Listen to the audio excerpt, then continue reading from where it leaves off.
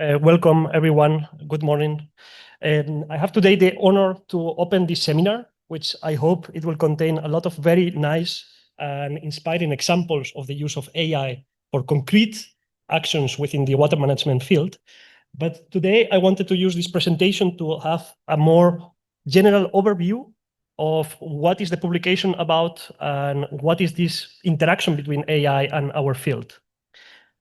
And I'm pretty sure I don't have to explain what AI is. I'm pretty sure most of you have already used some sort of utility or tool based on artificial intelligence. We have a lot of tooling that, as the presenter has introduced before, on what we call supporting AI or tooling to enhance our capabilities, supporting us scripting, coding, reasoning, or bouncing ideas. You will have used probably ChatGPT or Gemini or Mistral from Le Chat from Mistral, as we are here in France. And we see a lot of examples of this growth of applications of chatbots. But we also see the advent of what we call scientific AI, data-driven discovery. And if I have to take one example of the extreme impact that AI is having in many scientific fields, will be this one. In 2024, these three researchers won the Nobel Prize of Chemistry for their work on AlphaFold.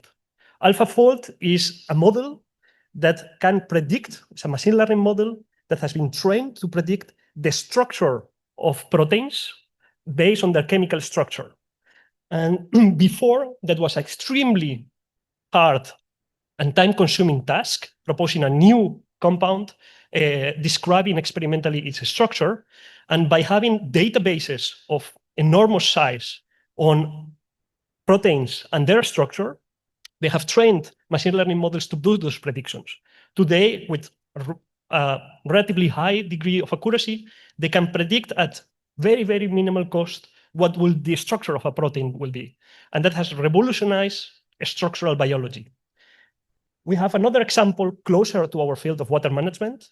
In 2023 and 2024, three institutions, the European Center for Medium-Range Weather Forecast, Huawei in China, and GraphCast from Google DeepMind, released three models independently, very similar, based on graph neural networks that exploit planetary scale, historical and pseudo real-time climate variables like temperature, wind speed, to do predictions or forecast of 10, 15 days advance.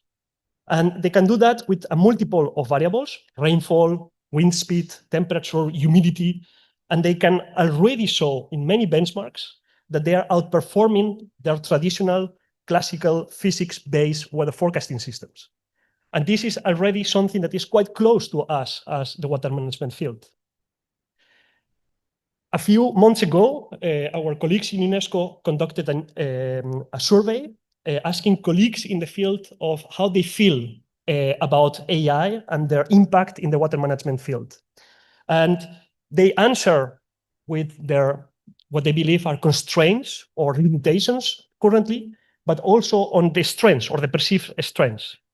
In general, we saw that we are a bit mistrustful of AI. We are a little bit uneasy. What is it going to be? What is going to mean for our field? At the same time, practically everybody acknowledges that this has the potential to allow us to tackle new challenges in water management. So we see that the AI field in many disciplines still remains a bit of a mystical aspect. We don't really know. There's a lot of hype. There's a lot of misconduct as well, a lot of oversell of certain tooling. So together with UNESCO, what we wanted to do is try to do an effort to make the world of AI or concepts of AI a little bit closer to the water practice, especially people that have a background in water engineering, water science, that are not necessarily experts on data science or machine learning, to make that connection a little bit or bridge that gap a little bit. And at the same time, try to evaluate what is the state of the art and the already potential of use of these techniques within different disciplines of our field. And together with UNESCO, Koen and Liz that are here, a lot of colleagues from Deltares, we'll have two of them presenting later. and many other colleagues at different institutions, we did this scanning of the field, and we put it in a small booklet that I hope can be useful in the next coming months in a really fast advancing field. And today I'm just going to take very brief. I'm going to try to explain some general concepts or the type of tools that we are already seeing as being used in our domain. We can start with data-driven predictions or data-driven models. The AIFS from the European Center for Medium-Range Weather Forecast, this AI model for weather is a very prime example of the use of data-driven science for hydrology. We are predicting already climate variables. But what about hydrology? We see there these kind of applications require a very data-dense environment. And in hydrology, we are there in some places, but not in all. So what we see is narrow applications of artificial intelligence, like data-driven predictions of water levels in a catchment or a variable of a pollutant in a given river, but always still a bit narrow and or localized. So we haven't still seen this bridging up, and probably in the next few years we will see or not, depending also on the state and validity of our global data. We can also see the world of emulators, and probably not all of you are familiar with it, and I will try to explain them very briefly. In our field, we normally use computationally expensive, physically based models. Like, for instance, imagine that we will be trying to simulate a dam break scenario. We have a dam, we have a hydrograph coming out of a dam breach, and then we will have a flood wave propagating downstream. Typically, we will propose a simplified version of the Navier-Stokes equations, for instance, the shallow water implementation in 2D. And if we have dense domains and we try to resolve the shallow water equations, we still have computationally expensive models. That means that it takes hours to days to months to simulate. When we want to use these models for early warning systems or for model predictive control even or probabilistic analysis, we cannot, because we need to sample a lot. Model emulators are a set of techniques that try to learn from the behavior of this physically based model. And it tries to do it in a quite, or hopefully accurate manner, but faster. And there are many flavors of them with different degrees of maturity and different implementations. We provided some details in the book, but it's a very it's a very hot topic in our field, and some applications are already doable and some not yet, but we will see how it evolves in the future.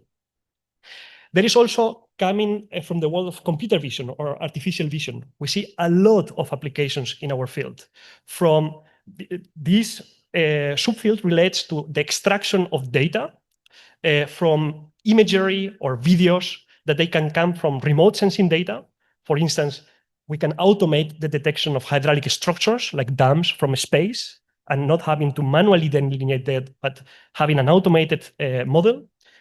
We can also deal with video streams from CCTV cameras in the street to deployed cameras on purpose in hydraulic structures.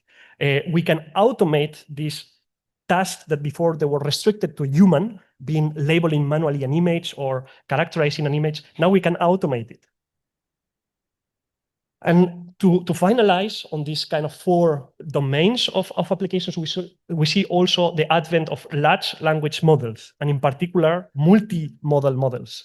That means models that can contextualize or can have a degree of understanding, it's debatable, but a degree of context understanding from multimodal data. That means that they mix text with images, with video, with speech.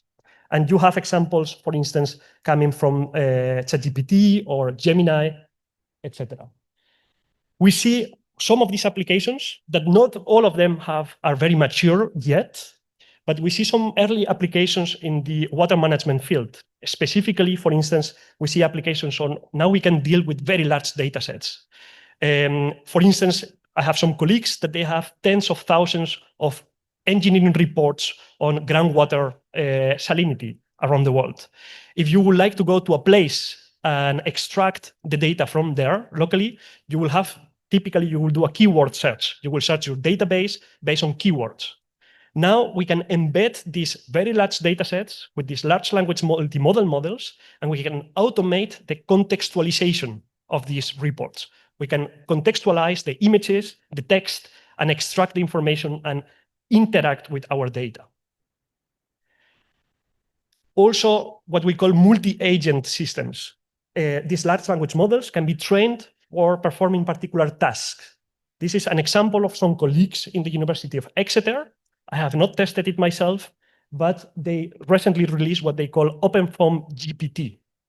And that is, if you are familiar with OpenFOAM, is a computational fluid dynamics library. As our colleague mentioned before, setting up Fortran before it was difficult. OpenFOAM is also tricky to set up sometimes.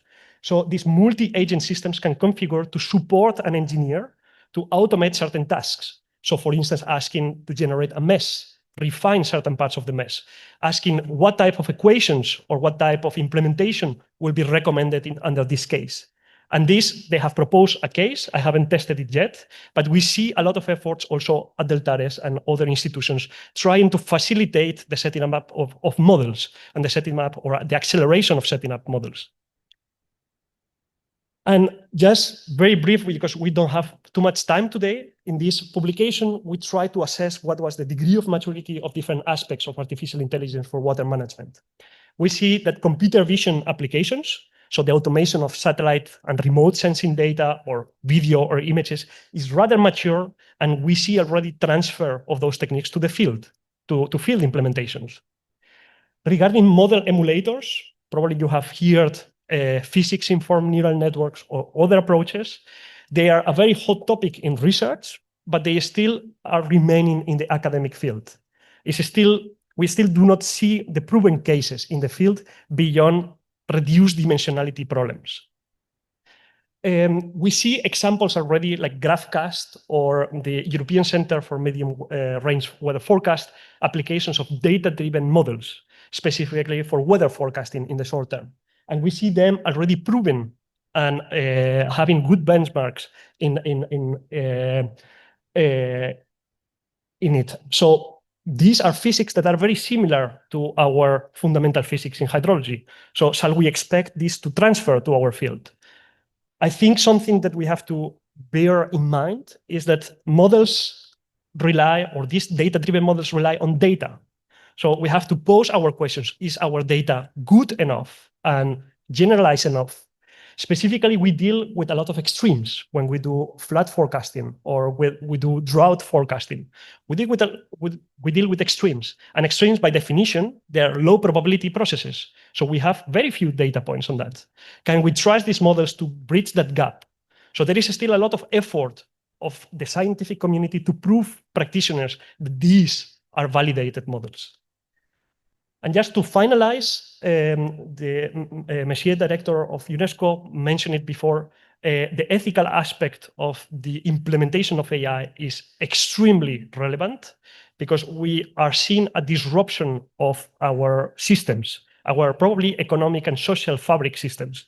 So implementing that in an ethical manner, in a respecting diverse and we are dealing with critical resources, water and critical infrastructure.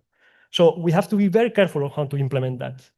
And we need a call for regulatory frameworks. We need to understand, we need to put in place ways to properly audit this model, to properly validate them. I will not recommend at this moment to implement an AI early warning system where people's lives are going to be at the stakes on a low probability event on data sets that are still partial. So we will observe how the scientific community addresses honestly these problems, and we hope that we can provide new tools for the water practice that allow us to tackle the challenges of the future of water management. And with this, I will finish my presentation, and I would really like to thank you for attending this seminar, and I'm really, really excited to see what other people present today and discuss in the afternoon.